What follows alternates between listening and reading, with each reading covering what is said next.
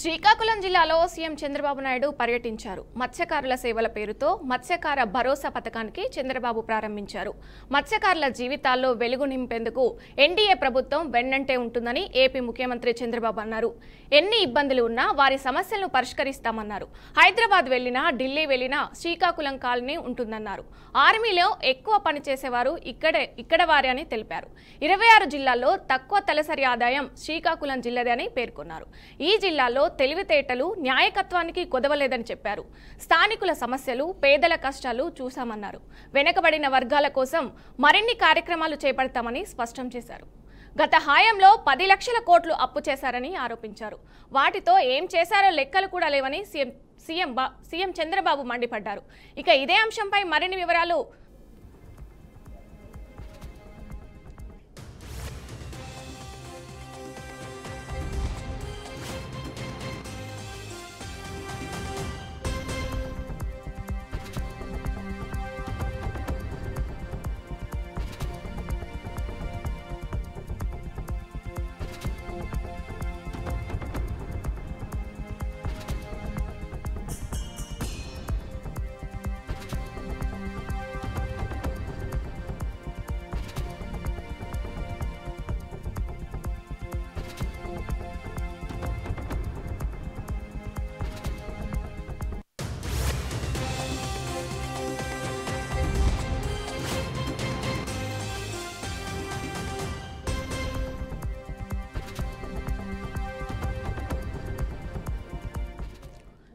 శ్రీకాకుళం జిల్లాలో సీఎం చంద్రబాబు నాయుడు పర్యటించారు. మత్స్యకారుల సేవల పేరుతో మత్స్యకార భరోసా పథకానికి చంద్రబాబు ప్రారంభించారు.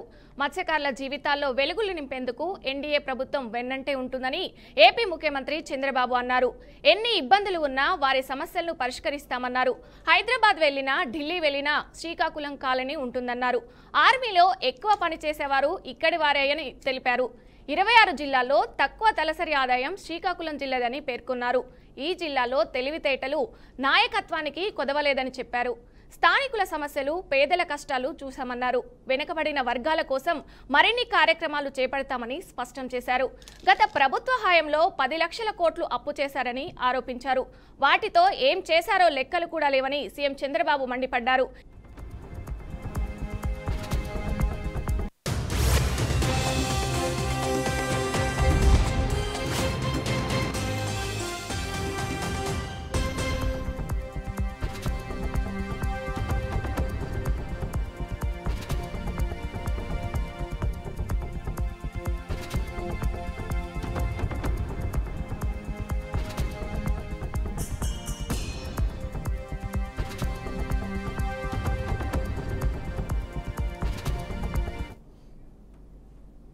తెలంగాణ రాష్ట్ర సాధనే లక్ష్యంగా పురుడు పోసుకున్న బీఆర్ఎస్ కు 25 సంవత్సరాలు నిండాయి. 2001లో ఏర్పడి 2014లో రాష్ట్రాన్ని సాధించేదాకా పుట్టిన గడ్డ విముక్తి కోసం లెక్కలేని పోరాటాలు చేసిన బీఆర్ఎస్ అధికారంలోకి వచ్చిన తర్వాత 10 ఏళ్ల పాటు సుపరిపాలన అందించి దేశంలోనే నెంబర్ 1 రాష్ట్రంగా తెలంగాణ నిలిపింది. 17 నెలల క్రితం రాష్ట్ర అసెంబ్లీకి జరిగిన ఎన్నికల్లో కేవలం 2.05% ఓట్ల తేడాతో అధికారం కోల్పోయిన బీఆర్ఎస్ స్వల్ప కాలంలోనే ప్రజాగ్రహానికి గురైన కాంగ్రెస్ ప్రభుత్వ వైఫల్యాలపై అలుపెరుగని పోరాటం చేస్తోంది. తెలంగాణ ప్రయోజనాలే పరమావధిగా 17 నెలల నుంచి అద్భుతంగా ప్రతిపక్ష పాత్ర పోషిస్తోంది.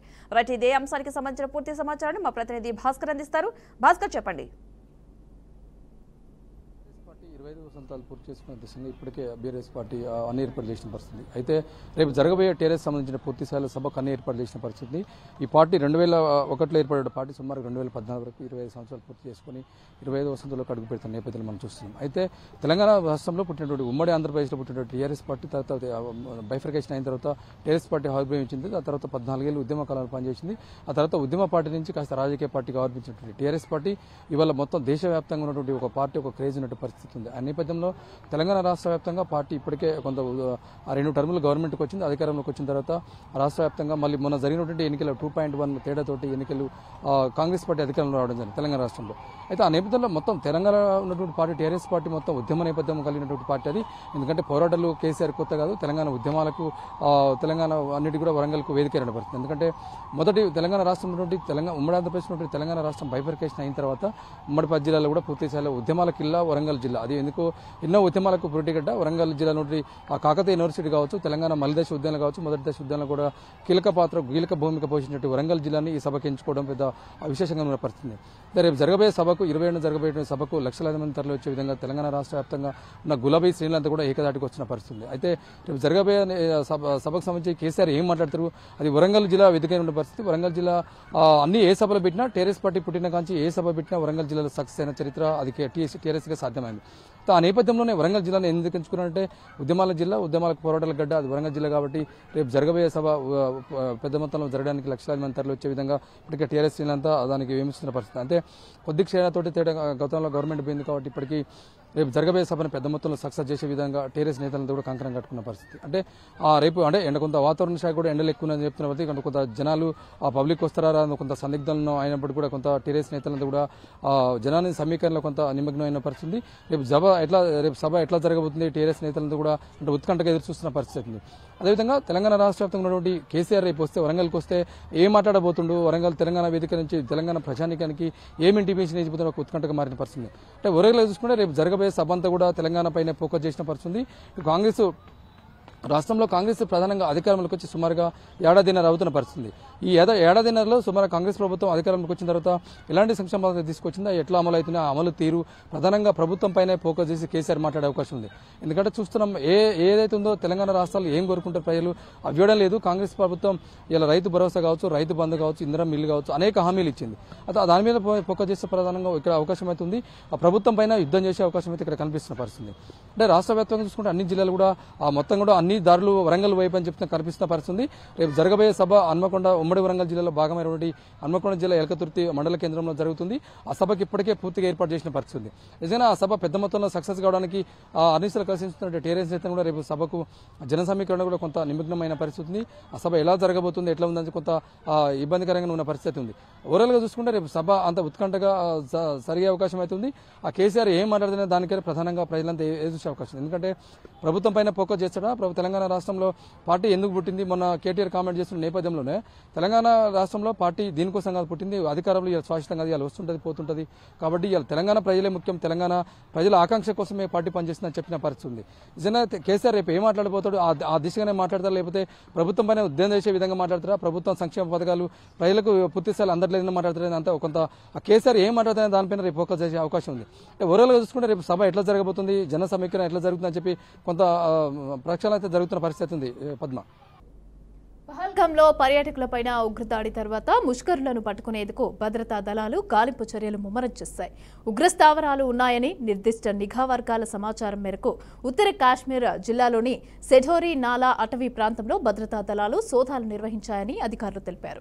ఇందులో భాగంగానే కాశ్మీర్లోని కుప్వారా జిల్లాలో ఉగ్రవాదుల రహస్య స్థావరాన్ని భద్రతా దళాలు గుర్తించి ధ్వంసం చేసినట్లుగా అధికారులు పేర్కొన్నారు. వారి స్థావరాల నుంచి భారీగా ఆయుధాలు, మందుగుండు సామాగ్రిని స్వాధీనం చేసుకున్నట్లుగా వెల్లడించారు. ఇదే అంశానికి సంబంధించి పూర్తి అప్డేట్స్ మా ప్రతినిధి నాయుడు అందిస్తారు. నాయుడు, థ్యాంక్ యూ మమత. జమ్మూ కాశ్మీర్లోని ఏదైతే వాస్తవాధీన రేఖ వెంబడి ఇది పాక్ ఆధీనంలో ఉన్నటువంటి ఇది సంబంధించి పూర్తి స్థాయిలో పహల్గాంలో జరిగిన దాడి నేపథ్యంలో అయితే మాత్రం ఇక్కడ పూర్తి స్థాయిలో కూంబింగ్ నిర్వహిస్తున్న పరిస్థితి కనిపిస్తుంది.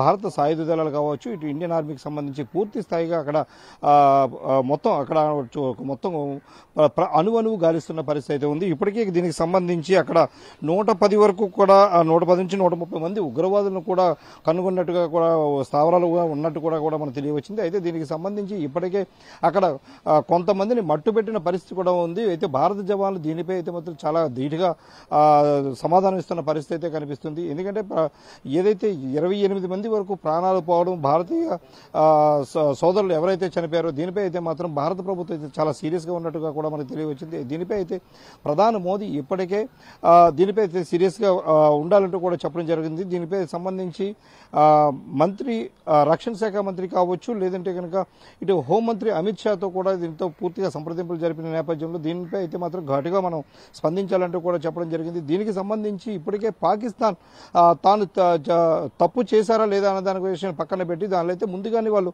తడుముకుంటున్న పరిస్థితి మనకి కనిపిస్తుంది. ప్రధానంగా చూసుకుంటున్నట్టయితే కనుక ఈ పెహల్గాంలో జరిగినటువంటి దాడికి సంబంధించి మాకు సంబంధం లేదు అంటూ కూడా వాళ్ళు బయటికి చెబుతున్నప్పటికీ కూడా మన భారత ప్రభుత్వం రియాక్ట్ అవుతున్న పరిస్థితి కావచ్చు, మన వైపు నుంచి వస్తున్న మాటల యుద్ధం కావచ్చు, దీనిపై ఏదైతే మాత్రం వాళ్ళు ఇప్పటికే కూడా ఉలిక్కి పడుతున్న పరిస్థితి అయితే మనకి కనిపిస్తుంది. ఇప్పటికే తీవ్రవాదుల్ని ఎక్కువగా తయారు చేయడం, అదేవిధంగా చూసుకున్నట్టయితే కనుక పాకిస్తాన్ వాళ్ళ బోర్డర్లో వీళ్ళందరినీ కూడా దాచిపెట్టడం చూస్తూ ఉంటే కనుక పాకిస్తాన్ మన వైపే అయితే ఒకంత గుర్రుగా ఉందని కూడా మనకు తెలియవచ్చింది. అయితే దీనికి సంబంధించి భారత ప్రభుత్వ సైన్యం కావచ్చు, భారత సైన్యం అయితే దీనిపై ఎప్పుడైనా సరే అటాక్కి పాల్పడే అవకాశం ఉందన్న నేపథ్యంలో అయితే మాత్రం పాకిస్తాన్ అయితే ఒక ఉలుగుపాటుకు గురైనట్టుగా కూడా తెలుస్తుంది. అయితే పాకిస్తాన్ మంత్రి కూడా కావచ్చు, ఆయన అయితే కనుక సమాధానం చెప్తున్న మీరు భారత్ ఏమైనా మాకు ఆయన కవ్వింపు చర్యలకు ఏమైనా పాల్పడినట్టయితే కనుక ఖచ్చితంగా మేము దీనికి తిరిగి సమాధానం చెప్తూ అంటూ కూడా వాళ్ళు చెబుతున్న పరిస్థితి అయితే మనకి కనిపిస్తుంది. కానీ భారత ప్రభుత్వ సైన్యం మాత్రం భారత సైన్యం అయితే మాత్రం ఖచ్చితంగా ఈ దాడికి అయితే ప్రతిదాడి ఉంటుందంటూ కూడా ఇప్పటికే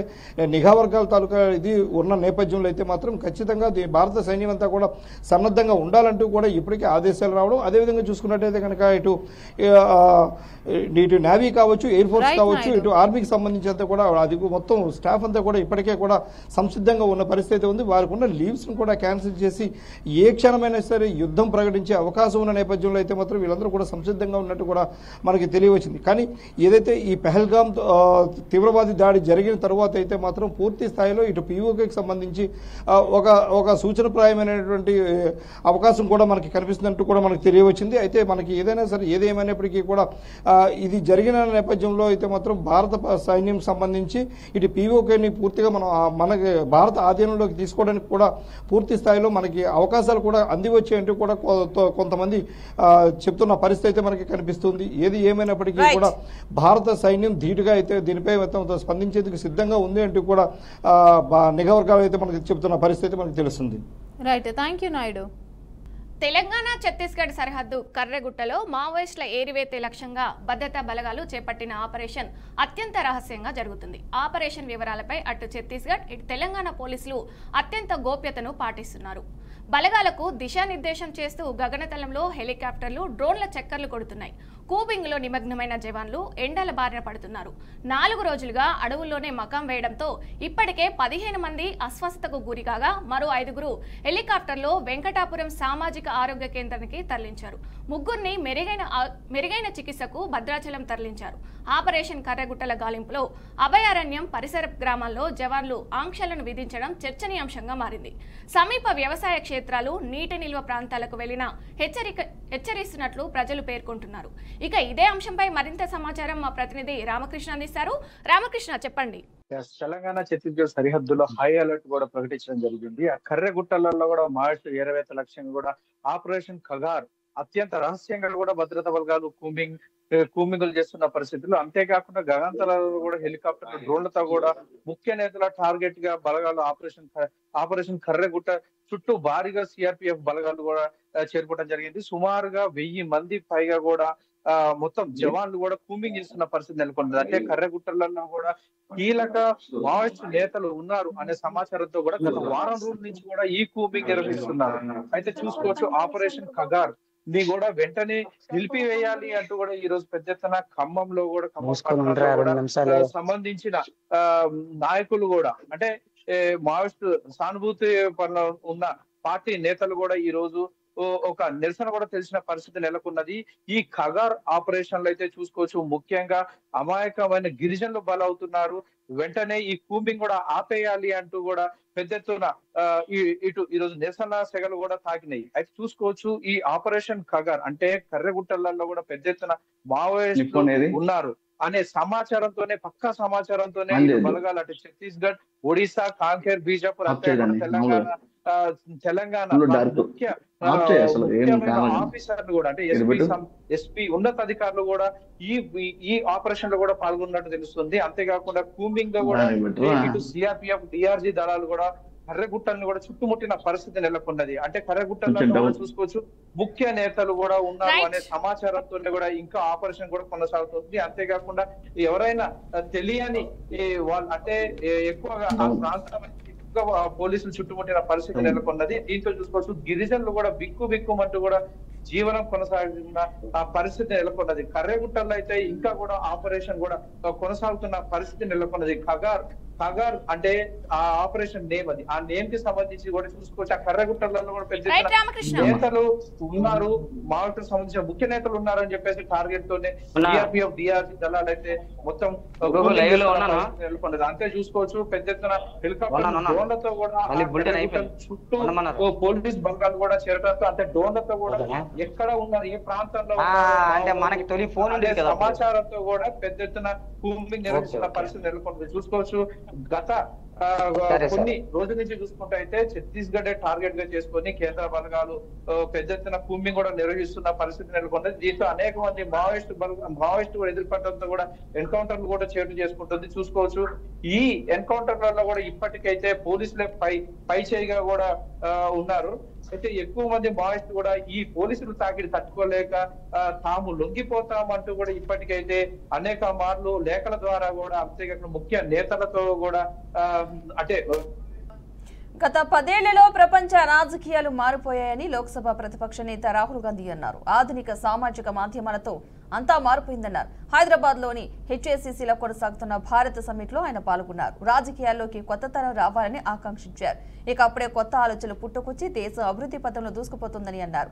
ఎన్నికలకు ముందు కన్యాకుమారి నుంచి సుమారు 4000 కిలోమీటర్ల పాదయాత్ర చేసినట్లు రాహుల్ గుర్తు చేసుకున్నారు.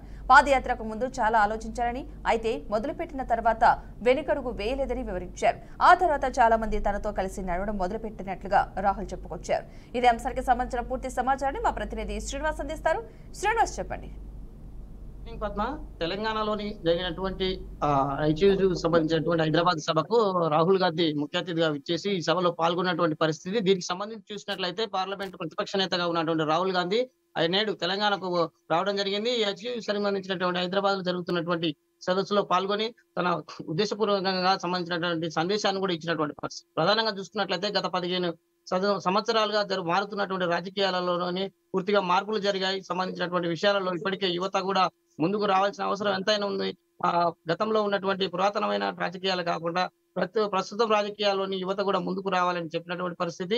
గత రాజకీయాలకు పోల్చుకున్నట్లయితే యువతకు నూతన రాజకీయ విధానాలలో కొంత మార్పు కూడా వచ్చింది. దీనికి సంబంధించి ఇప్పటికే యూట్యూబర్ల ద్వారానైతే సంబంధించినటువంటి మాధ్యమం జరుగుతున్నటువంటి అనేక మార్పులు జరిగిన కారణంగానే అనేక మార్పులు కూడా జరిగాయని కూడా చెప్తున్నటువంటి పరిస్థితి. ప్రధానంగా చూసుకున్నట్లయితే దేశ రాజకీయాలలో గత 10 సంవత్సరాలుగా జరిగినటువంటి విషయాలను పూర్తిగా అధ్యయనం చేసినట్లయితే మార్పు వచ్చింది. ఖచ్చితంగా పాత విధానాన్ని కాకుండా నూతన విధానాన్ని కూడా రాజకీయాల్లో వరవడికగా చొరబడుతుంది అనేది ప్రధానంగా చెప్పుకుంటూ వచ్చిన పరిస్థితి. ప్రధానంగా చూసిన రాహుల్ గాంధీ ప్రధానంగా ఈ సభను ఉద్దేశించి కూడా మాట్లాడినటువంటి పరిస్థితి.